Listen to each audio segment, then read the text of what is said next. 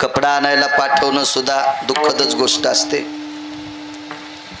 ओवाळायसाठी दिवा मुटका करतात, तो सुद्धा दुःखदच असतो. तो काय आनंदाचा नाही, ते का दिवाळीचा दिवा थोडाचे भाऊबीजीचा ओवाळायचा. सरपण जे आणायचं असेल ते सुद्धा दुःखदच असतं. प्रत्येक गोष्टी दुःखद असतात, पण माणसं करत असतात. जे मडकं असतं का विस्तवण्याला, तो विस्तव भडाग्नी नावाचा अग्नी, हा नेण्यासाठी सुद्धा माणसं रडत रडतच काढतात. पण काढतात का? कारण या व्यक्तीचा आपल्यासाठी भार ठरणारे, वजन ठरणारे, ती व्यक्ती आपल्यासाठी दूषित आहे, ती पोषक नाही.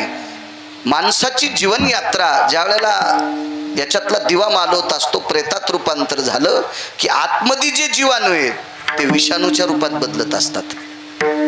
म्हणून आपल्याकडं धर्मकृत्य आहे, अंत्यविधी झाल्याच्या नंतर आंघोळ करत असतात. अशी काही मला लोक सापडली विज्ञानवादी. काय बोलता म्हणे महाराज, एकदा माणूस जाळला. अरे सुंबळ्या, तू शिकलेला आहेस, पांचट गप्पा कर जाऊ नको नालायका. तू 4-2 पुस्तकं शिकले म्हणजे फार शहाणा झाला का? माणूस मृत्यू पावल्याच्या नंतर काही वेळात जीवाणूचं वर्चस्व वाढत असतं आणि ते वर्चस्व वाढल्याच्या नंतर त्याला पेटवल्याच्या नंतर जो धूर असतो याचं सूक्ष्मीकरण शरीरासाठी घातक असतं. वास्तुपूजा करत असताना तूप, गुळ, कोरडी तांदूळ, जव, अक्षदा म्हणजे तांदूळ आले, त्याच्यात जव आले, काळे तीळ आले, हे ज्या वेळेला आपण अग्नीत टाकत असतो त्याच्यासोबत रुटीचं झाड असेल, पळसाचं झाड असेल, उमराचं झाड असेल, त्याची फांदी असेल, पिंपळाची फांदी असेल, वडाची फांदी असेल, शमीची फांदी असेल. शमी सगळ्यांना ज्ञात आहे, दसऱ्याच्या दिवशी वापरतात. हे लाकडं, तूप, जव आणि तीळ या सगळ्यांचं ज्वलन जे धूर निघतो याचं सूक्ष्मीकरण शरीरामध्ये रोग प्रतिकारक शक्ती वाढत असते, असं पुराण सांगतंय, शास्त्र सांगतंय, वेद सांगतंय. अग्नीमध्ये ज्या वेळेला पदार्थ टाकतो आपण, जेवायला बसल्याच्या नंतर आगारी भरायची पद्धत होती. चुलांगणातला विस्तू एका टोपल्यात आणायचे, त्याच्यावर थोडंसं नागिनीचं पान घ्यायचे, त्या नागिनीच्या पानानं त्याच्यात थोडंसं तूप टाकायचे, गुळ टाकायचे, तांदूळ टाकायचे, बसा सरपंच. आणि मग त्याचं जे धूर असतो का तो आपल्या पंक्तीनं फिरवायची पद्धत असते. पंगतीनं फिरवला की त्याचा धूर जेवढ्या जेवणाऱ्या जेवायच्या अगोदर आपल्या नाकातून डोळ्यातून तो आत प्रवेश करत असतो. त्यावेळेला ही रंध्र जी दूषित असतात, काही असतं, आपण कोणाला बोलत असताना एखादा त्याचा दूषित वायू आपल्याकडे आला असेल तर त्याला शुद्ध करण्याची ताकद त्या विस्तवात असते. पण हीच प्रक्रिया तुम्ही जर अग्नीत मांस टाकलं, मांस टाकलं आणि त्याचा जर धूर घेतला तर शरीरामध्ये दोष वाढत असतात. म्हणून प्रेत पेटून आल्याच्या नंतर, अंत्यविधी करून आल्याच्या नंतर स्नान करण्याची पद्धत आहे. याला विज्ञानही कारणीभूत आहे आणि पुराण तर विज्ञानाच्या पुढचं आहे. विज्ञान नंतर आलंय, अगोदर पुराण आहे. याला पुराणही सांगते आणि विज्ञानही सांगते का? मग आपण ते दोष ठरत असतो, त्याच्याकरता आपण त्याला घरी ठेवत नाही. मग त्याचा अंत्यविधी झाला रे झाला की त्याची माती आहे. शरीराची होय माती, शरीराची होय माती, शरीराची होय माती, शरीराची होय माती, कोणी नाही ते सांगा, कोणी नाही ते सांगते, कोणी नाही ते सांगते. शरीराची होय माती, कोणी नाही ती सांगती, कोणी नाही ती सांगती, कोणी नाही ती सांगती. शरीराची होय माती, कोणी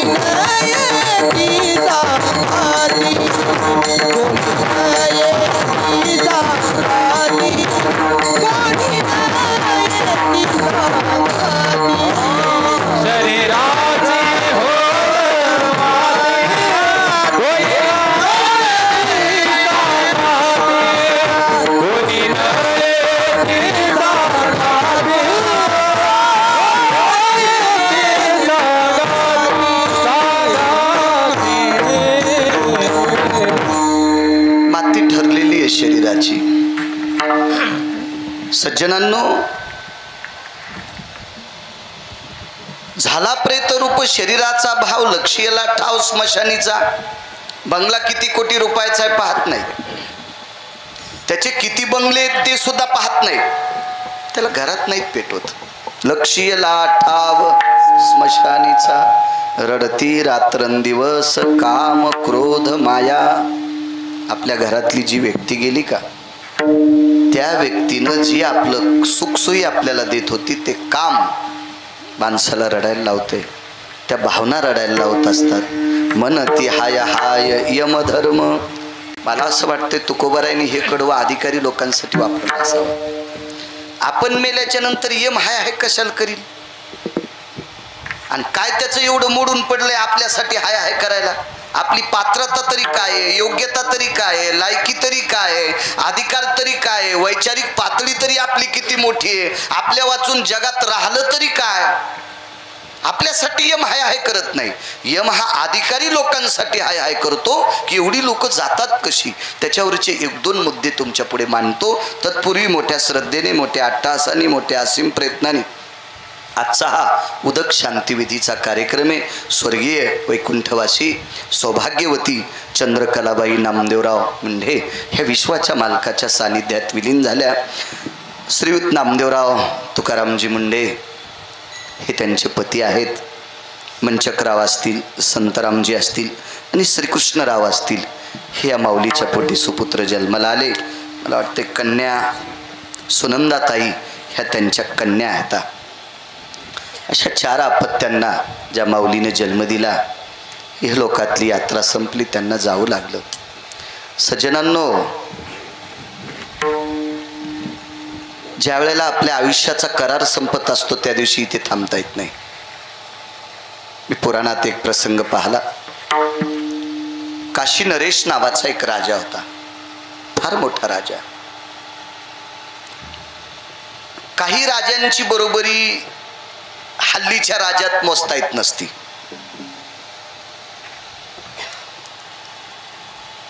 कारण हल्लीच्या राजांची ठराविक वेळापुरती चमक असती, कालांतरानं चमक निघून जाती, येती जाती. ह्या चमका येत्यात जात्यात. चमका म्हणजे शिल्का नाही म्हणालो मी, चमक म्हणजे तेज. काही वेळापुरतं तेज असतंय, ते पुन्हा गढूळ होतंय, आणि एकदा गढूळ झालं की ते तेज पुन्हा येण्यासाठी जगात कुठलंही औषध नाही. विठाला विठाला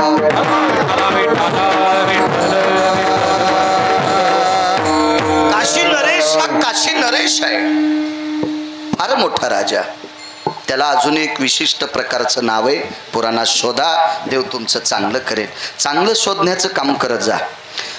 एक सोपा मुद्दा सांगायचा झाला तर पाटलोबा चांगलं वाचिलं की पंढरपुरातला मालक आपला वाचित असतो, आपल्याला वाच. मला वाटतं 3रा कार्यक्रम या आनंदगरमध्ये. 2 वेळेस तुमच्याकडे आलो आणि आता इथे आलो. मध्ये गावात तुमच्याकडे आलतो आईच्या कार्यक्रमाला, पुन्हा नगर भोजनाला आलो, पुन्हा देवा 1-2 मला वाटते अशी श्राद्ध पुण्यतिथीची कार्यक्रम झाले बऱ्यापैकी. इथे 3दा आलो. इथंच घराच्या पाठीमागं शेतात कार्यक्रम. त्यावेळेला इतकं मोठं मंदिर नव्हतं, पाषाणाचं मंदिर केलंय. कारण वरच्या शिखरापासून जे पेटीपर्यंत काम आहे की याला हजारो वर्षाचं आयुष्य असते. 1000 वर्ष सुद्धा चुकीचा शब्द आहे. नैसर्गिक आपत्ती जर नाही आली तर या मंदिराला कसल्याही प्रकारचं डंक नाही. म्हणजे अशाच पाषाणाची मंदिरं शक्यतो झाली पाहिजे. विठाला विठाला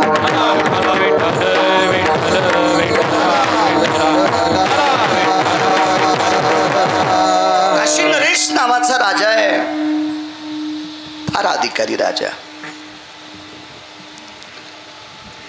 तो जगन्नाथपुरीतला एक कोरसा प्रसंग आहे.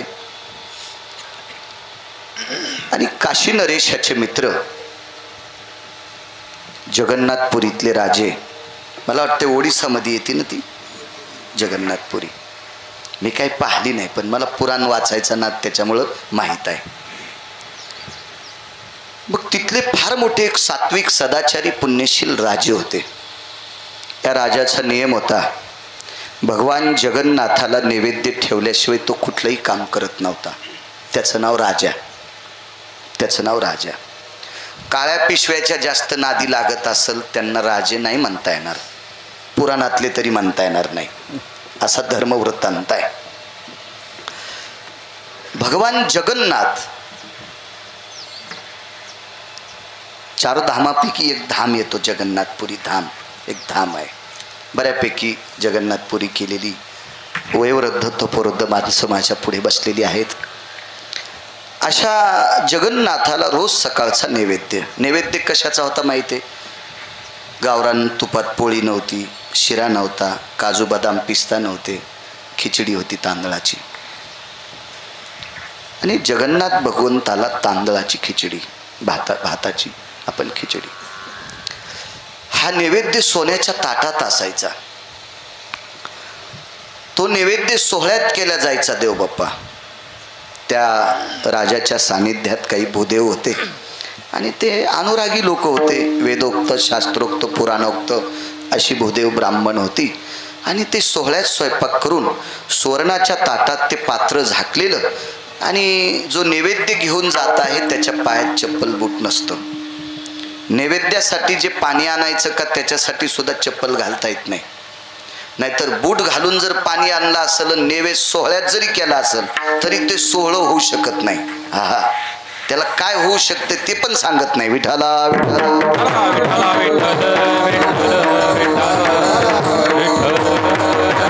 अशा शिस्तीत नैवेद्य करणारी भूदेव होती. आणि सूर सनई चौघडा पुढे वाजायचा आणि तो नैवेद्य एका भूदेवाच्या हातात असायचा. त्याच्या कमरेला पंचा असायचा, खांद्यावर एक उपरणं असायचं. ते उपरण्याचं एक तोंड त्याच्यावर टाकलेलं असायचं. अंगात बनेल सदरा शर्ट काही नसायचं, डोक्याला टोपी मुंडास नसायचं. आणि ते राजदरबारापासून भगवंताच्या मंदिरापर्यंत ते पायी चालायचे. म्हणती हाय हाय यमधर्म. याच्यावर सांगतो, यम कोणालाही हाय हाय म्हणत नाही हो. आपण मरण उंदर मरण सारखंच. काय काय आपल्या मरण्यात एवढं काय लगे. एक जण मला परवाला भेटला, महाराज मी मेल्याच्या नंतर आमच्या गावात भजन होणार नाही. म्हणलं तू आत्ता मर, गाव पाकिस्तानी होते का पाहू, तुझ्यामुळं कसं भजन राहील. बरं याच्या अगोदर महाराज मेले नाही का? याच्या अगोदर भजनी मेले नाही का? याच्या अगोदर मृदंगाचार्य मेले नाही का? अंगावर घेऊ नका, बिलकुल घ्यायचं नाही अंगावर. आणि मी कोणाच्या अंगावर बॉम्ब टाकायला रिकामत नाही. मला महत जेवायला वेळ नाही तर तुमचं कशाला इचकू? काही गरज आहे का? आहे का नाही? किती कीर्तनकार मेले असतील, संप्रदाय बंद पडला कान्ना? नाही पडला, नाही पडला. कितीतरी मेले असतील, नाही बंद पडत, नाही बंद पडत. ते उगत माणसं अंगावर घेत असतील. काय आपल्यामुळे परमार्थ चाललाय, तू इडपशे, तू उगत तू स्वतः समजतो. गाडी गंगाखेडला निघाली. सोयाबीनचे पोतडे होते 5-6. आणि गंगाखेडला बाजाराला सोयाबीन घेऊन शेतकरी चालला. पण शेतकऱ्याच्या कुत्र्याने येडेपणा केला, कुत्रं संग निघालं. आता कुत्र गाडीच्या पलीकून आलीकून चलू लागलं. पण पुढचं गाव भेटल्यावर तिथले त्याचे पाहुणे भेटल्यावर मग कुत्र आखाखाली चलू लागलं. कारण कुत्र्याचे पाहुणे इतके काही सोपे नसते, ते वचकारीतच असते. कुत्र्याचे पाहुणे सोपे नसते, ते दिसलं की वचकारीत आहेत. म्हणून हे आखाखाली चलू लागलं. तर हे आखाखाली चालणार कुत्र हुशार होतं. त्याला माहित होतं पुढून बैल येऊ देत नाही आणि दोन्हीकून चाक याला मधात येऊ देत नाही. आणि मागून जर आलं तर मी पुढं सरकितो. ओळखीचे बैल असल्यामुळं मला लाथ आणणार नाहीत, पण याला आणल्याशिवाय आणणार नाहीत. इतकं कुत्र हुशार होतं. पण ते कुत्रे वाटाचे जे त्याचे पाहुणे होते का, ते म्हणले अरे तू बाहेर निघणं, तू दाखवितो. ते म्हणले आलो असतो रे, पण बैलाला गाडी रेटणं. मी बाहेर लगेच आलो असतो, पण बैलाला गाडी ओढणं त्याच्याकरता मी आता कुत्र गाडी ओढीत असतं का? असे बरेच कुत्रे समजित माझ्यामुळं चालले. तू यामुळं चलत नसतं सोमळ्या. विठाला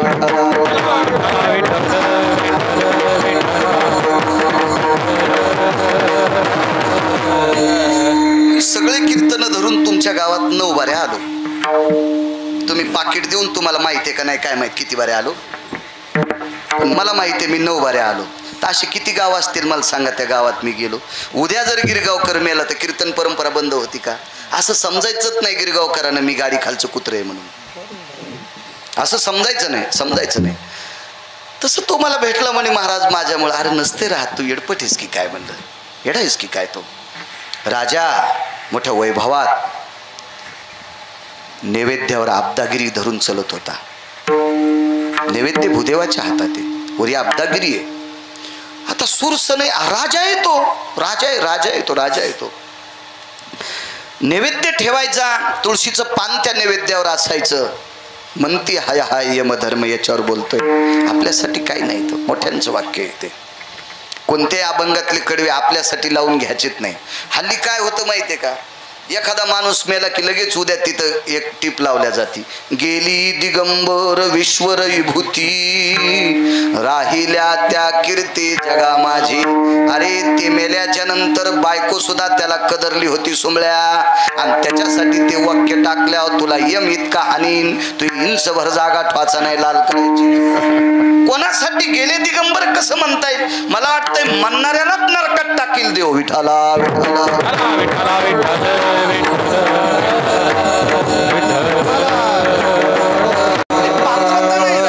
पात्रता नाही. चला देवाच्या पुढे नैवेद्य ठेवला, पात्र उघडं केलं. नैवेद्य शिरा जरी असेल तरी त्याच्यातला थोडासा घास काढावा लागतो आणि त्याच ताटात ठेवून त्याच्यावर तुळशीचं पान ठेवून मग पाणी फिरवायचं असतं आणि देवाला हात जोडायचे असते. त्याचे विशिष्ट प्रकारचे श्लोक आहेत, ते श्लोक म्हणायचे असते. भंगिऱ्यानं लिहिलेले श्लोक जर म्हणले तर देव वास पण घेणार नाही त्या नैवेद्याचा. भंगिऱ्याला उतू आले ना स्वतःचं अस्तित्व निर्माण करण्यासाठी. हे कसं मानेल? अहो हे अधिकारी लोकांचं मानल्या जातंय, तात्विक लोकांचं मानल्या जातंय, आधर्यू लोकांचं मानल्या जातंय, कोणाचं मानत नसतात. आजचा कार्यक्रम घेण्याच्या विषयी आपण बसलो होतो तुमच्याकडे, मी खाली चाललो होतो कीर्तनाला, तर मग कोण्या दिवशी ठेवायचं कोण्या दिवशी ठेवायचं त्यांनी सांगितलं अमावस्या निषेध असती. असं कोण म्हणते? अमावस्या ही पितरासाठी पोषक असते. महालय प्रकरणामध्ये तुमचे पित्र जर चतुर्थीला असतील आणि माणूस जर तुमच्या घरात बाळंतीण झाली असेल आणि 2 दिवसाला 10 दिवसाचा इर्धी संपेत असेल तर पित्र अमावस्याला करायचे. ती सर्व पित्री अमावस्या असते. तुमचे पित्र द्वादशीला असतील, द्वादशीला ज्याचे पित्र असतील त्याच्या बायकोला जर शिवायचं नसेल तर त्याला पित्राचे पाय धुता येत नसते. असा इतकं पित्राचं सूक्ष्म काम असते. त्याच्या बायको तिच्या नवऱ्याला पायवणी घेता येत नसते, अशी सूक्ष्मता असते. तिच्या 4 दिवसाचा विधी निषेध काळ संपल्याच्या नंतर सर्व पित्री अमावस्या असते. त्या दिवशी सर्व देवता त्या दिवशी अधिष्ठित, पितृदेवता अधिष्ठित होत असतात. शास्त्राचा धर्म सिद्धांत आहे. अजून याची 4 प्रकरणे आहेत पण हे सांगण्यातच माझा वेळ जाईल. विठाला आधीच आपली बऱ्यापैकी चाल पुढे गेली. विठाला विठाला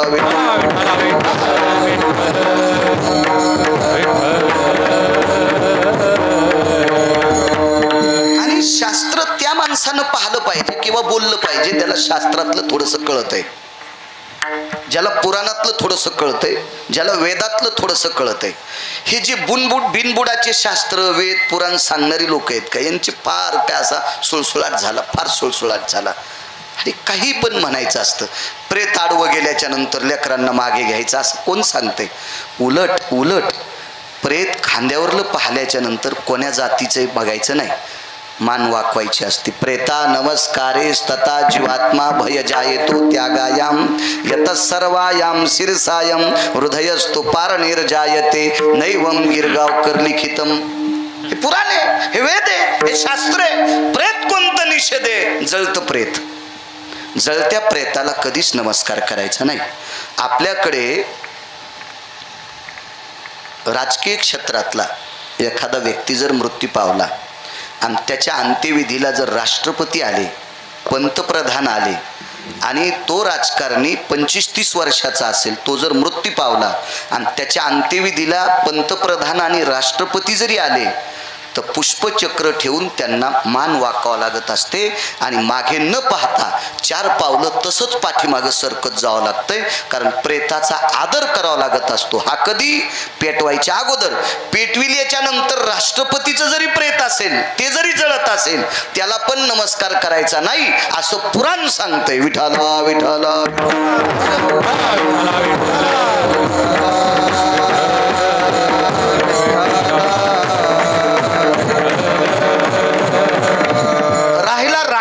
प्रश्न. तर राख तर पवित्र आहे.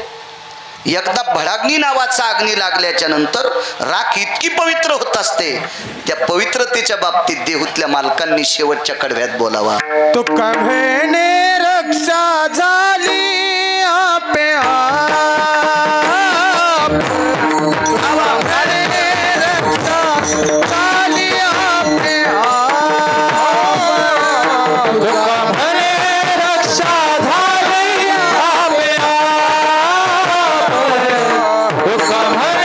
रक्षा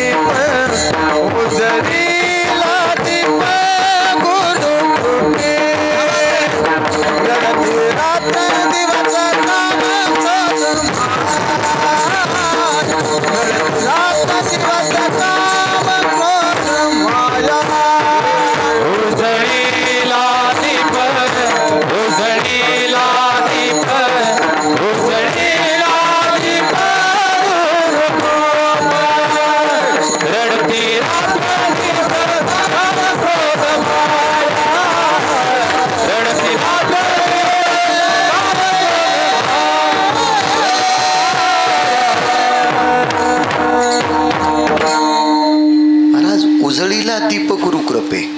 एकदा राग झाली ना त्याचं एक उजळ अस्तित्वत असते. उलट आपण हात लावतो म्हणून गंगेत टाकावं लागते. आपण अपवित्र लोक येतं याच्याकरता अस्थी अपवित्र होत असतात आपण हात लावल्याच्या नंतर. शास्त्रात फार त्याला अस्थि संचय नावाचा विधी म्हणतात. फार मोठं तात्विक स्थितीनं केल्या जातो. पण आपण पुराणातली एकही गोष्ट लक्षात न ठेवता भंगिऱ्यांनी लावलेल्या प्रथा अंमलात आणतो. याच्याकरता आपल्याला त्याचा दोष लागत असतो. काही नाही, आपल्याकडं अंत्यविधीला रांगात धरतीत माणसं पाणी पाजायला. रांगाच जसं गणपतीला पाणी पाजायलेत, हो जसं गाईला पाणी पाजायलेत, जसं बैलाला पाणी पाजायलेत. हो निषेध आहे.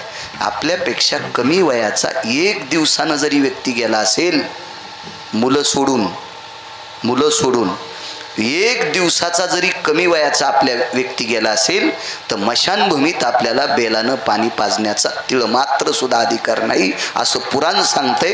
गिरगावचा बाळ्या नाही. विठाला विठाला.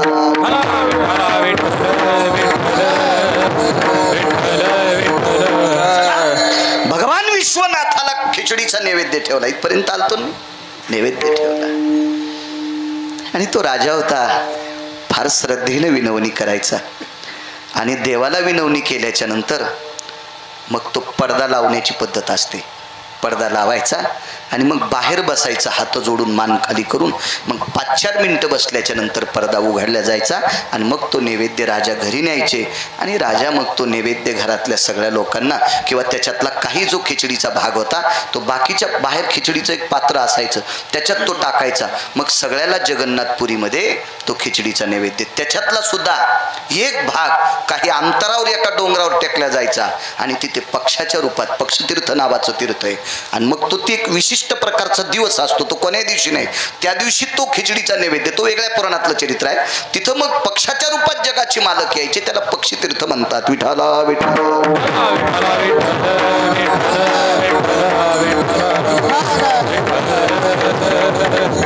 फार दिवस चाललं, खूप दिवस चाललं. एक दिवस काय झालं माहिती आहे अण्णा? देवबाप्पा भगवंताला खिचडीचा नैवेद्य वाजत गाजत गेला आणि काशी नरेशानं तो नैवेद्य ठेवला. फौजी त्या नैवेद्यावर तुळशीचं पान ठेवलं शंभूराजे. आणि काशी विश्वनाथानं नमस्कार केला. आणि नमस्कार करत असताना चेहऱ्याकडे बघितलं देवाच्या, तर विश्वनाथाच्या तोंडाला खिचडीचे कण लागलेली होती. आता ते राजाने पाहिल्याच्या नंतर पुजाऱ्यावर राजा इतका तापला. का रे म्हणे, कोण देवाच्या तोंडाला खिचडीचा घास लावला होता? अजून देवाच्या तोंडाला भाताची कण आहेत, काही कळतं का तुम्हाला? तर तर तर तर तर तर हालत होती माणसं. पूर्वीच्या काळात जी माणसं दटूत होती का ती खऱ्यानं दटूत होती. आता पांचटपणा आहे दटिण्याचा. म्हणजे काही असं ज्ञान नसतं, काय नसतं, स्वतःचं वैभव म्हणून दटवायचं. काय नसतं ते वैभव म्हणून दटवणं म्हणजे काम नसलेल्या बैलानं शेपटी करून वरी पळणं. विठाला विठाला. सगळे शेतकरी आहेत. तुम्ही फार काही शहरात राहणाऱ्यांना माहित नसेल, पण शेतकऱ्यांना विचारा, ज्या बैलाला 7-8 दिवस काम नसलं, पेंडन खाला भरपूर असलं, ते सुटलं की शेपटीवरी टांगतं, कोणीकडे बोंगाळतो. अशी काही माणसं कोणीकडे वृषभात तनुजा येते आनन पुटेशे भयो यात कृत्री व्याभिचारो कृतो जय स्थिता. काही पण असं सारखं बोलत राहायचं. घाणेरडे वाक्य बोलणं म्हणजे व्याभिचार केले इतकं पाप असतं. विठाला विठाला.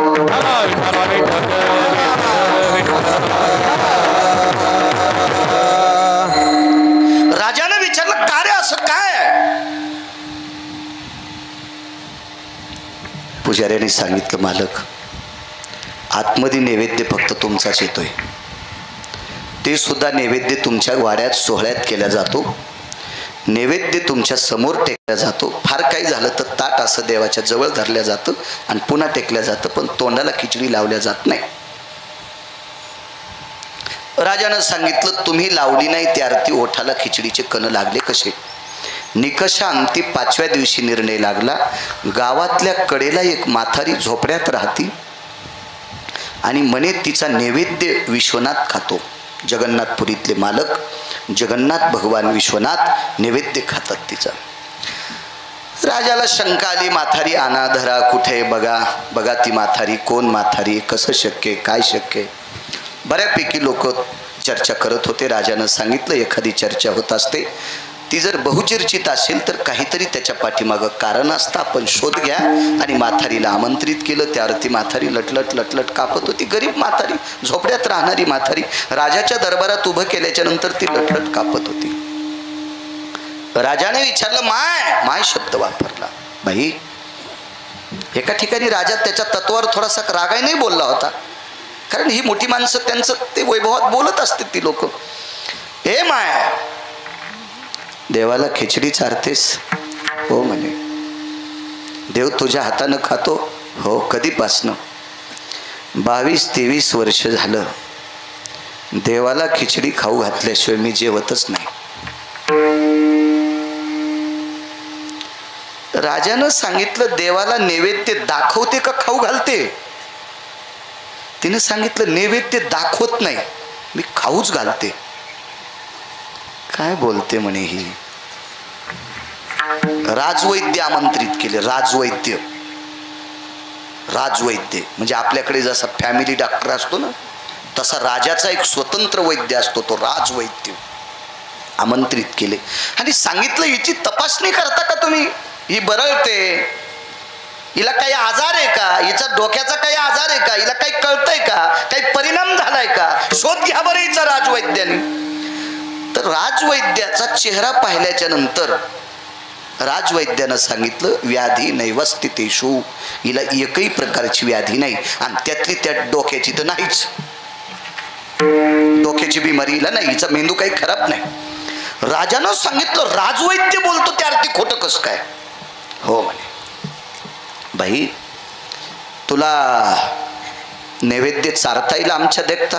हो म्हणे, चारता येतो. अहो, देवाला नैवेद्य शिजवायची पात्र सोन्याची होती गुरुजी, पात्र सोन्याची होती, पात्र. राजाची तिथं काय कमी असेल अन्न, सगळ्या काही गोष्टी तथ्य होत्या तिथं. लाकडं चंदनाची होती, 52 चंदनाची लाकडं होती खिचडीचा नैवेद्य शिजवायला. 52 चंदनाची. कशाला म्हणतात 52 चंदन? तापली या तेला 52 चंदन, आणि शन एक बुंद शीतल करी. उकळत्या तेलाला एका सेकंदात शीतल करतंय, इतकी ज्याच्यात ताकद येते. 52 चंदन, मलया निळू चंदन, 52 चंदन, ब्रह्मचंदन, रक्तचंदन. रक्तचंदन औषधी चंदन आहे, फार महागडं असतं ते. मी फक्त पुराणात वाचिलं, पाहिलं कोणतंच नाही. मला फक्त पुराणात पाहायचा नाद आहे, आणि मी पुराणावर विश्वास ठेवतो. गिरगावचा बाळ्या ठेवतो, नवल नाही, देहूतले मालक ठेवतात. पहावे पुराणी विचार,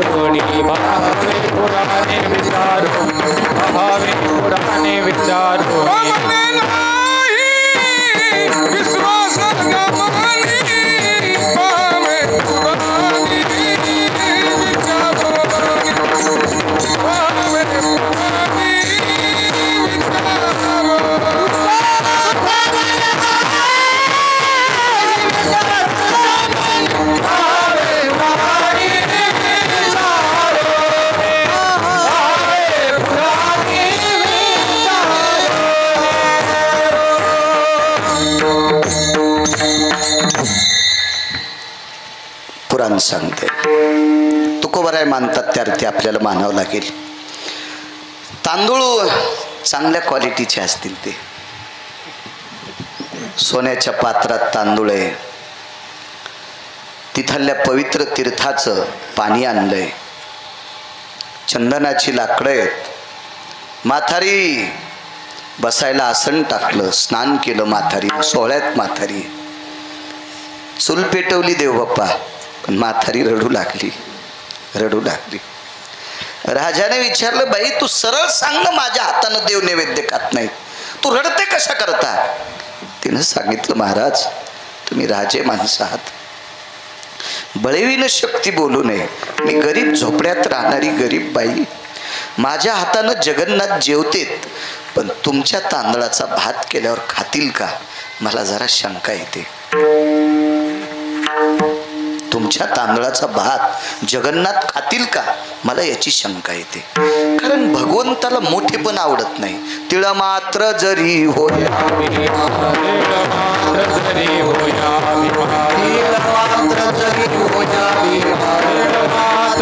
होया मी भारी समान भारती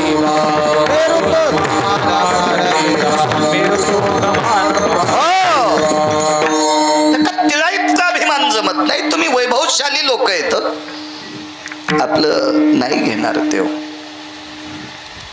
म्हणजे खाईल का याच्यात शंका. तुमचे तांदूळ वाईट आहेत म्हणल्यावर म्हातारील भीती आहे एका तलवारीत धड वेगळं करीन. राजा आहे तो, राजा आहे, राजा आहे. राजानं सांगितलं, माय पात्र सोन्याचे, सरपण चंदनाचं आहे, गंगेचं पाणी आणलंय. पात्र सुद्धा सगळी सोन्याची, तांदूळ फार क्वालिटीचे आहेत. क्वालिटी शब्द इंग्रजी, फार मोठी महागडी तांदूळ आहेत. तिनं सांगितलं हे सगळं खरं आहे, पण मी हे सगळं पाहिल्याबरोबर माझ्या लक्षात आलं मला तिकून असे ते वलय येत नाहीत, सेन्स येत नाहीत देव खाईल म्हणून. बाई मग तुझ्या तांदळाचा नैवेद्य खाताना दाखवशील का? जी म्हणे, दाखवतो दाखवतो, चला माझ्याकडे. म्हातारीच्या झोपड्याकडे आल्याच्या नंतर अख्खा प्रांत पागल झालाय. राजा म्हातारीची इथं गेला. झोपड्यात राहणारी बाई, तिच्या झोपड्यात जायचं म्हणजे राजाचा तो मुकुट अडकलता इतकं वाकावं लागलं. मुकुट अडकला, मुकुट राजा, सोन्याचा मुकुट असेल 2-2.5 किलोचा, थार दिवशी पालथा पडला. पण राजा राजा आहे. म्हातारीनं सांगितलं तुम्ही एवढे जण मधात बसणार नाहीत. मी आज तुळशी वृंदावना पसली चूल पेटीते. पटांगणातली चूल पेटीली, 2-4 झाडं होते, झाडाखाली आसनं टाकली. मनती हाय हाय यमधर्म. यम कोणासाठी हाय हाय करतो एवढ्या वाक्यावर बोलतो तुम्हाला. मी माझ्या वेळेत कीर्तन सोडील, तुम्हाला त्रास देणार नाही या वातावरणाचा, मुळीच त्रास देणार नाही. कारण ते पाप लागेल मला. तुमचा घाम निघतोय आणि मी उगच बोलत राहणं मला तरी बरोबर वाटणार नाही. पण वेळेच्या आतही करणार नाही. बाहेर चूल पेटवली. म्हातारीनं कालचं मडकं राखेनं घासलं. राखेनं त्याच्यात पाणी टाकलं आणि ते मडकं ठेवलं. राजाचा प्रधान थोडासा शहाणा होता. बऱ्यापैकी मोठ्या लोकांच्या सोबत राहणारी लोक शहाणेच असतात. राजाची मांडी दाबली. काय राजे साहेब, खापराचं गाडगं, आणि गाडगं खापराचंच असते ना. गाडगं सोन्याचं कसं असेल ते? ह्या खापरातली खिचडी देव खाणार. मला वाटतं त्या हरामखोर प्रधानाला माहीत नसावा मातीचं पात्र किती पवित्र असते. तो भडवा प्रधान असावा. मी काय त्यावेळेला नव्हतो तिथं, नाहीत मी त्याची गचांडी धरली असती. नालाय का, तुला अक्कल आहे का? तू राजाचा प्रधान आहे म्हणजे लई शहाणपणाच्या गप्पा करतो का सोंबळ्या?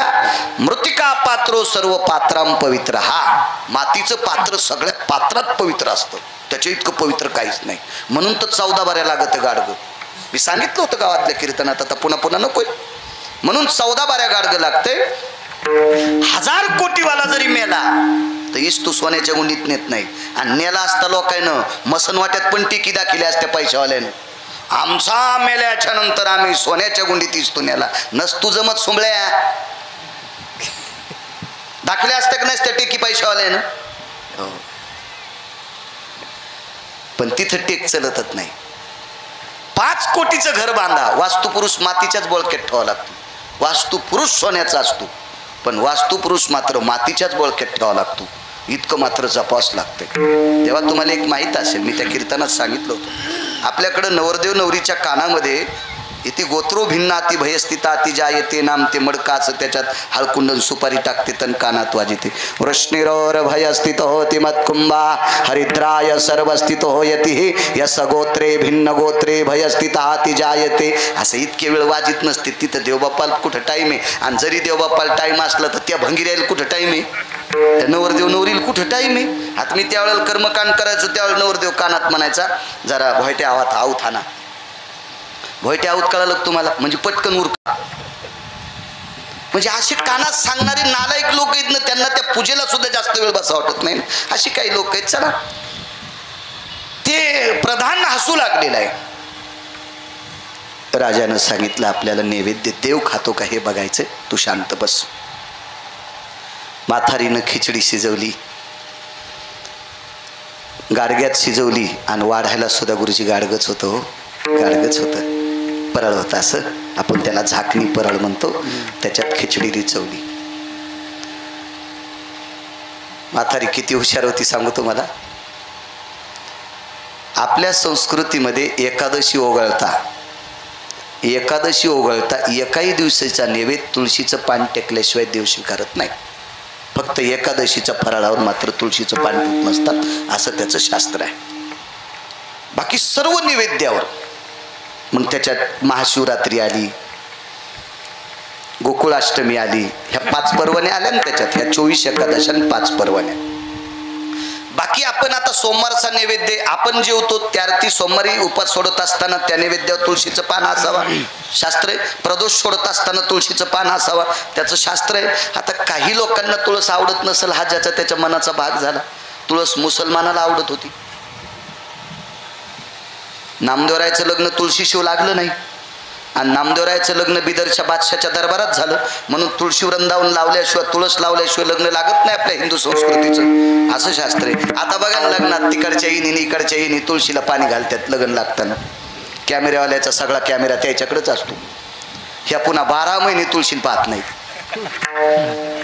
पण त्या लग्नात मात्र फोटो काढण्यापुरते अशा जरासा पण हालत नाहीत. तोंड तिकडे तुळशीकडे पाहत नाहीत, त्या पाहत्यात कॅमेऱ्याकडे पाणी घालतात तुळशीला. असं मोठा सगळा चालूपणाच चालला ना आपल्याकडे. म्हणून वरचा बी इतका चालू झाला ते उन्हाळ्यात पावसाळा तयार करायला. ज्याचा पिंडात बदल होत असतो का त्याचा ब्रह्मांडात बदल होत असतो. विठाला विठाला.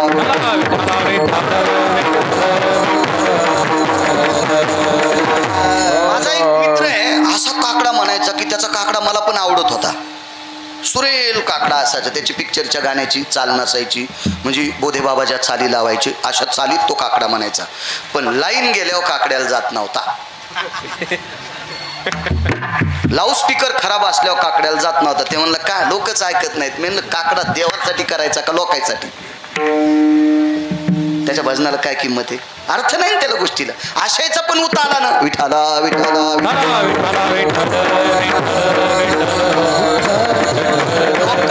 लोकांनी मला चांगलं म्हणावा याच्याकरता जर कोणी भजन करत असेल तर तो हरामखोर आहे, तो पांचट आहे, तो भडवा आहे.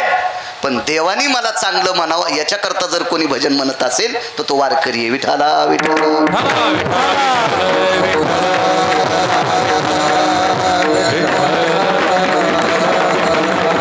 आज काय परिस्थिती साधी, खापर होतं, खापर होतं आणि त्या खापरात तरी चवलं, परळात तरी चवलं. पण धर्मनियम असा सांगतो की स्त्रीनं तुळशीचं मंजूळ तोडायची नाही. असे 2 पुरावे पुराणात आले. मी वाचिल्याशिवाय कधी बोलणार नाही, मुळीच बोलणार. कारण हे कॅमेरे चालू आहेत, मला विचारणार कोणीतरी आहे ना, बाळ्या हे कशाच्या बळावर बोलायला? माणसं इतके सोपे आहेत का? चांगल्याची वाट लावायला फोनवर बोलू. तर मला तर फोनवरून ठोकतील, फोनून गोळी घालतील ना मला, आहे का नाही? इतकं सोपं थोडं या युगामध्ये. एका तिळा इतकं रसोदीर्घ इतकं चूक करता येत नाही या काळात वक्त्याने. आणि मला असं वाटतंय लोक काय म्हणतात त्याच्यापेक्षा चूक नाही करायची, देवाला आवडत नाही याच्याकरता चूक नाही करायची. वारकरी संप्रदायातल्या वक्त्याने आधार नसताना सांगणं गाईचं मांस खाल्ले इतकं पाप असते. आधारावा चोनी काय सांगशी गाणी, शास्त्र आहे त्याच्या पाठीमागे. सगळ्यांपैकी एक जणाकडे असं म्हातारीनं पाहिलं. त्या सगळ्या लोकांमध्ये बऱ्यापैकी महिला आलत्या आणि एका महिलेच्या सोबत एक चिमुकलं लेकरू होतं. म्हातारीनं त्याला आवाज दिला, जवळ बोलवलं आणि त्याला सांगितलं, बाळा तुळशीचं एक पान घेऊन ये बरं, घेऊन ये एक पान घेऊन ये. आणि त्यानं तुळशीचं पान आणलं, म्हातारीच्या हातावर टाकलं आणि म्हातारीनं त्या खिचडीवर ठेवलं. आणि जगन्नाथाचं मंदिर उदाहरणार्थ असं समजा ना, आता असं जगन्नाथाचं मंदिर फार दूर आहे.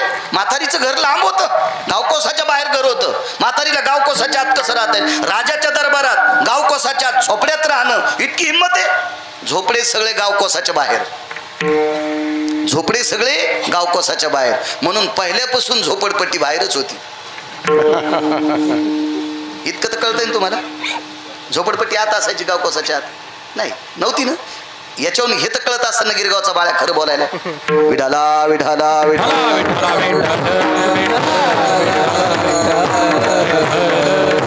गावकोसाच्या बाहेर, गाव चौकस म्हणजे तट असायचा, राजाला तट असायचा, त्या तटाच्या बाहेर. आणि तिनं असं मंदिर पाहिलं, पाणी घेतलं. आपल्याकडं दळ काढत असतात, तिला दळ काय काढणार आहे, पाण्याची अशी रे चौकोन मंडळ म्हणत असतात त्याला, मंडळ. आता तिला मंडळ काय कळणार आहे, तिनं काय नाही पाणी घेतलं आणि पाणी टाकून अशी जागा सारवली. आता ती साधी बाई होती, ती काय तिला कर्मकांडाचा अभ्यास होता का, पुराणाचा अभ्यास होता का, शास्त्राचा अभ्यास होता का, वेदाचा अभ्यास होता का, तिला एखादा श्लोक पाठ होता यजमान, काहीच नव्हतं. तिला साधी साधी बाई होती ती, साधी. तिनं ती जागा अशी सारून घेतली, हात धुतले आणि त्याच्यावर ते पात्र ठेवलं, तुळशीचं पान ठेवलं आणि डोळे झाकले आणि जगन्नाथाची विनंती केली, देवा रोज खातोस रे, रोज नैवेद्य खातोस रे. आणि ती कपडा कोणता झाकीत होती माहिती आहे का, तिनं वापरलेल्या लुगडं खराब झाल्याच्या नंतर, खराब म्हणजे घाण नाही, म्हणजे फाटल्याच्या नंतर त्याचे ती तुकडे करायची आणि ते लुगड्याचे तुकडे ती धुवायची. आपण त्याला बाळांते म्हणतो, लेकराला वापरलं की बाळांत म्हणतो, असं ते चांगलं तिचा कपडा होता ना. महाराज या विश्वातल्या ठराविक बायकांचे लुगडे इतके पवित्र होते, त्यांचे कपडे इतके पवित्र होते, पंढरपुरातल्या मालकानं त्या कपड्याने तोंड पुसून घेतले. पदर माथ्याचा काढिला, बाळनंदाचा पुशिला. किती बायका दाखवायच्या तुम्हाला की ज्यांनी स्वतःच्या पदरानं देवाचं तोंड पुसलं. गोनाबाई होत्या. दीपावलीच्या सणाच्या दिवशी जगाचा मालक आला, त्यावेळेला आता टावेल कुठं होती आंघोळ घातल्या, मग डोक्यावरचा पदर काढा आणि विटेवरच्या मालकाचं आणि काशीतल्या मालकाचं तोंड पुसलो. काय पदर किती अधिकारी असेल होतो, त्यांच्या अंगावरची वस्त्र किती नाविन्यपूर्ण असतील, किती पवित्र असतील ती वस्त्र, त्या वागत किती गोड असतील याची कल्पना करा. आणि मग त्या म्हातारीनं देवाला हात जोडला, देवा मी प्रांजळ आहे रे, मी निर्मळ आहे रे, मी आतापर्यंत काही चूक केलेली नाही रे देवा, हे शरीर माझं पवित्र आहे आणि या पवित्र शरीरानं केलेला मी स्वयंपाक, याच्यातला नैवेद्य रोज तू खातोस मला माहीत आहे, पण आज ह्या लोकाई देखता मला तुझं, माझं वजन, माझं वैभव, माझा अधिकार, माझी प्रतिष्ठा मला दाखवायची गरज नाही. महत्व हरवी, चातुर्य लपवी, विषय पण मिरवी आवडोनी, पूज्यता डोळा न देखावी, सुकीर्ती कानी न ऐकावी, या सत्तेवर आरूढ असणारी म्हातारी होती. मला काही जगाला दाखवायचं नाही तू माझ्या हाताने नैवेद्य खातोस, पण ही लोक मात्र वेगळ्या वेगळ्या तत्वानं आलेली आहेत रे, आज तुला प्रसाद घ्यावा लागेल. म्हातारीचं जीवन निर्मळ होतं. याचा एक मुद्दा सांगतो तुम्हाला. ह्या भारत देशातली स्त्री किती पवित्र आहे, या महाराष्ट्राच्या मातीतली स्त्री किती पवित्र आहे. अल्लाउद्दीन खिलजी नावाचा व्यक्ती तुम्ही इतिहासात ऐकला असेल, बऱ्यापैकी लोकांना माहीत असेल. अल्लाउद्दीन खिलजी जातीनं कोण होता तो, मुसलमान. वा वा. अल्लाउद्दीन खिलजी, हा खिलजी नावाचा व्यक्ती एका पातशाहीशी जुळालेला होता. 6 पातशाही होत्या, त्याच्यापैकी एका पातशाहीशी जुळालेला होता. या महाराष्ट्राची स्त्री किती पवित्र याच्यावर सांगतोय तुम्हाला. त्या म्हातारीहून निघलं म्हणून सांगते. तिनं सांगितलं, देवा मी पवित्र अंतःकरणे, माझं निष्पाप अंतःकरणे, माझं शरीर पवित्र आहे. शरीर कोणाची पवित्र नसतात बरं का. भांगपट्टी केली, फार वेळा स्प्रे मारतो म्हणजे पवित्र आहे असं नाही, 9-10 आंघोळी केल्या म्हणजे पवित्र नाही.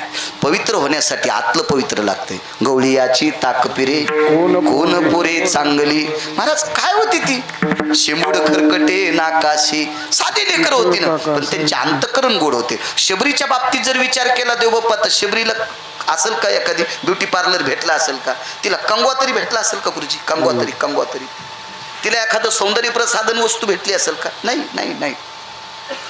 शबरीने कधी कधी चेहरा पाण्यात न्यायला, पाण्यात का तेचे दर्पण ते कोण, आणि जळी स्थिरावले जळपण, स्थिर झालेल्या पाण्यात तिने चेहरा बघायचा. महाराज ही आरूढ लोक होती. वारकरी संप्रदाय ते आळंदीत रत्न होऊन गेलं. वारकरी संप्रदायात एक आळंदीत रत्न होऊन गेलं. ज्या साधूनं स्वतःचं सौंदर्य आरशात कधीच पाहिलं नाही. जयराम बाबा भोसले जीवनात कधी आरसा पाहिला नाही. गंधगोळी उघडायची, नाकावर ठेवायची, सरळ कपाळ खाली करायचं. आयुष्यात कधी आरसा पाहिला नाही. महाराज तात्विक लोक होऊन गेले. हे कडकडीत वैराग्याच्या ज्वाळा होत्या. लोक विठाला विठाला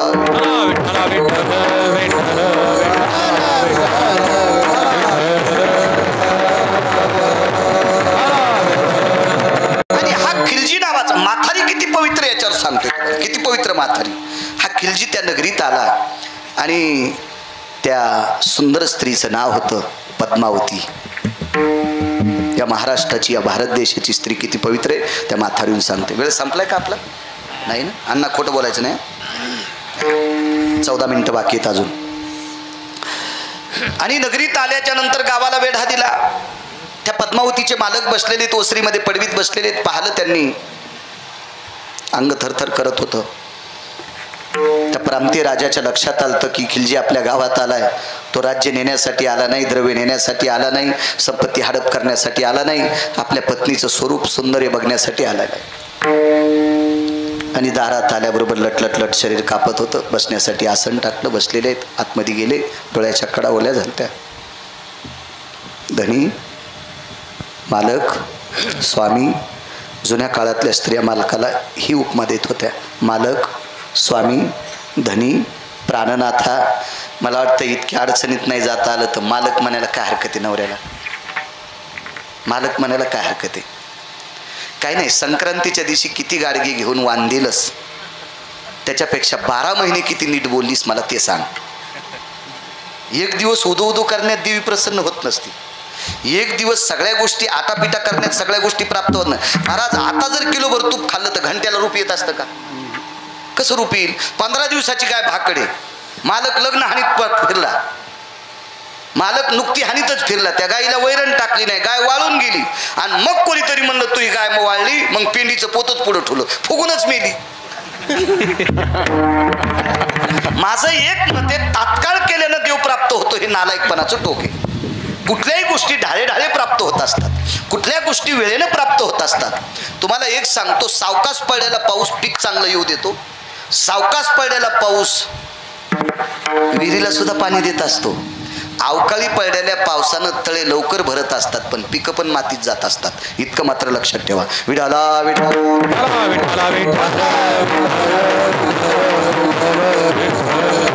जी गोष्ट आपण अशा गोडव्या तात्विकपणात करतो का ती गोष्ट फलद्रूप होत असते. विचारलं, मालक, डोळ्याच्या कडा ओल्या येतात? हो ग, तुझ्या पावित्र्यावर आज संकट आलंय. माझ्या पावित्र्यावर संकट? कोणाची हिंमत आहे? हा खिलजी नावाचा व्यक्ती आहे, अलाउद्दीन खिलजी. याची तुझ्या शरीरावर वाईट दृष्टी आहे. ठीक आहे मालक, मला 20 मिनिटाचा वेळ मिळेल. 15 मला नाही म्हणालो, तिनं मागितला. मला पण मिळेलच का? तिनं सांगितलं 10-15 मिनिटाचा मला वेळ मिळेल का? कशा करता? फक्त माझ्याजवळ खिलजीला येऊ देऊ नका. सांगितलं, मी त्याचा पाहुणचार करतो. पण प्रिय लक्षात घे ग, आपल्या गावाला चारही बाजूनं त्यानं वेळा घातलाय. तुला गावात पळून जाता येणार नाही. ती म्हणली, पळून जाणार नाही.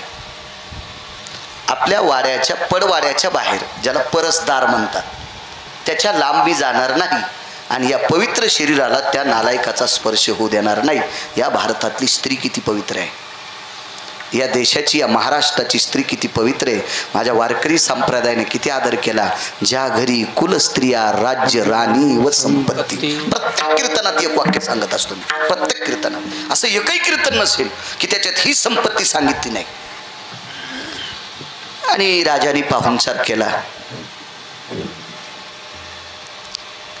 भिंतीवर सासू सासऱ्याच्या प्रतिमा होत्या. डोकं भरून पदर घेतला आणि भिंतीवरच्या सासू सासऱ्याच्या प्रतिमेला पद्मावतीने नमस्कार केला. मामाश्री, आत्याबाई, तुमचे सुपुत्र माझ्या कपाळाचे मालक. आतापर्यंत लेकरा इतकी मी तुमच्या सुपुत्रांची सेवा केली. त्यांचे सुपुत्र म्हणजे हिचा नवरा. लेकरा इतकी सेवा केली मालक. मामाश्री, आत्याबाई, पण आजपासून माझ्या कपाळाच्या मालकाची, तुमच्या सुपुत्राची सेवा करण्याचा योग माझ्यातला संपला. आता तुमचा आशीर्वाद त्यांच्या पाठीमागे राहू द्या. माझ्या कपाळाच्या मालकाला म्हणजे पतीला, तुमच्या सुपुत्रांना गोड असं आयुष्य प्राप्त हो आणि त्यांच्या पोटाची अवस्था भागो असा आशीर्वाद तुम्ही स्वर्गातून द्या. सासू सासऱ्याच्या प्रतिमेला नमस्कार केला. मागच्या कीर्तनात एक वाक्य बोलून गेलो तुम्ही गावातल्या. तुका म्हणे पितृ आशीर्वाद देती, कल्याण विच्छित्ती तयाकुळा.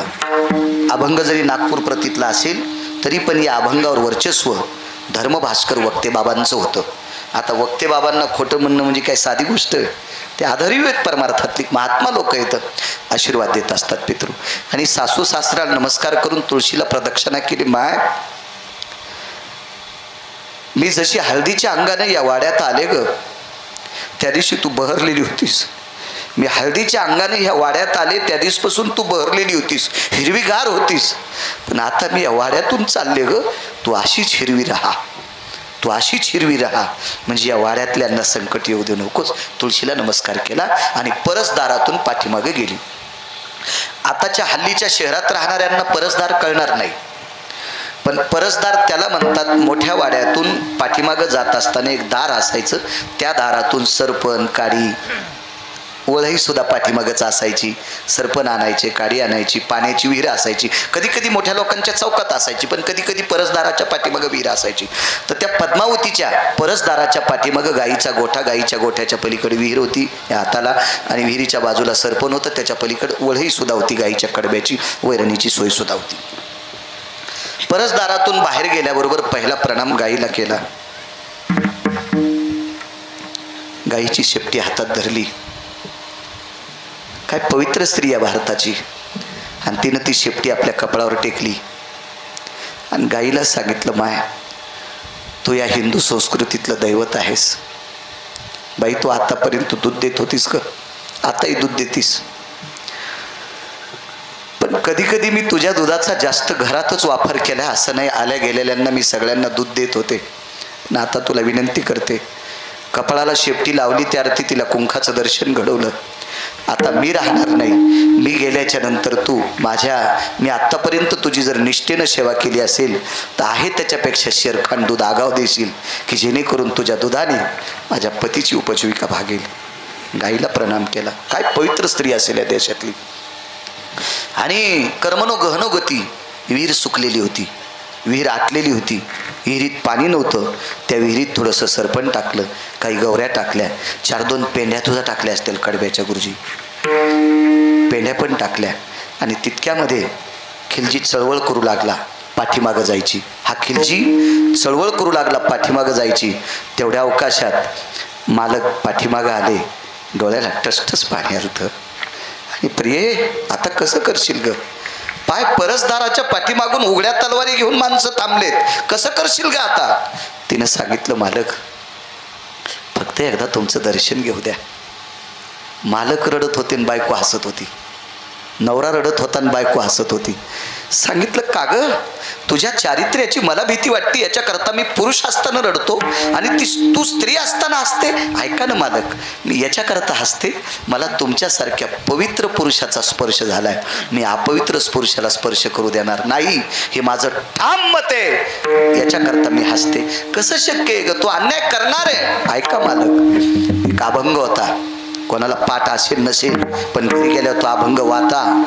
सर्प माथा मणी, सर्प माथा मणी. बऱ्यापैकी सापांच्या डोक्यावर मणी असतो, ते आपल्याला साप दिसत नाहीत ते, पण सापाच्या डोक्यावरचा मणी जर घ्यायचा असेल तर मेल्याशिवाय घेऊ देईल का? जिवंतपणी साप तो मणी काढू देईल का? नाही काढू देत. याच्यात एक वाक्य वापरतो, अभंगात आहे म्हणून वापरतोय, माझी लायकी नाही ते वाक्य वापरायची. सर्प माथा मणी, पतिव्रतेचे स्तन विध्वंसल्या प्राणहाताने. सापाच्या डोक्यावरचा मणी मेल्याशिवाय घेऊ देणार नाही, आणि पतिव्रता स्त्री मृत्यू पावल्याशिवाय अंगाला हात लावू देणार नाही. वाक्य वापरलं. मालक, करा त्याचा पाहुणचार. विष्णू अग्नीत टाकला, आणि त्या काळी त्या पद्मावती नावाच्या स्त्रीने स्वतःचं जोहार करून घेतलं. इतिहासातली स्त्री जर इतकी पवित्र असेल तर पुराणातली म्हातारी किती पवित्र असेल कल्पना करा.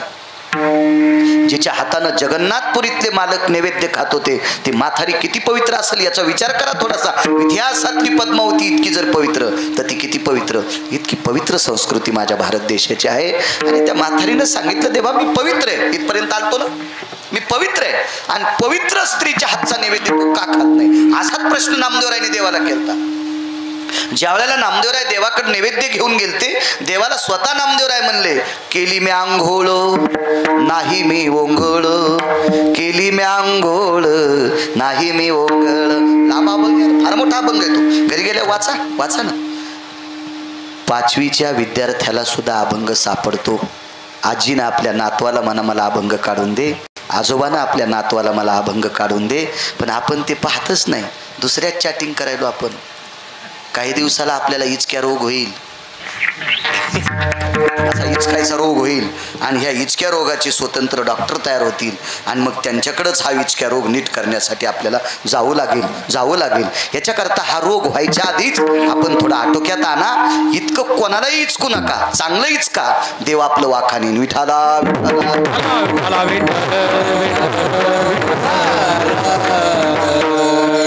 देवाला नमस्कार केला, दुरून पाहून आणि त्याच्यावर कपडा झाकला. 5-10 मिनिटं थांबली. महाराज कपडा हालत होता गुरुजी, तो कपडा हालत होता. म्हातारीच्या लक्षात आलं याला जास्त भूक लागली आणि म्हातारीनं आवाज दिला, देवा आम्हाला प्रसाद ठेवशील का रे, देवा आम्हाला प्रसाद ठेवशील का. पण महाराज त्या म्हातारीचं तत्व पाहण्यासाठी, या सगळ्या बघ्यांची भूमिका स्तब्ध करण्यासाठी देव पात्रातला हात काढतच नव्हता. आणि अशा वेळेला नाईलाजानं पात्रावरचा कपडा काढल्यावर हात अदृश्य झाला आणि कोपऱ्यात थोडासा प्रसाद राहिला होता. टस टस म्हातारी रडत होती. राजाने विचारलं का रडते.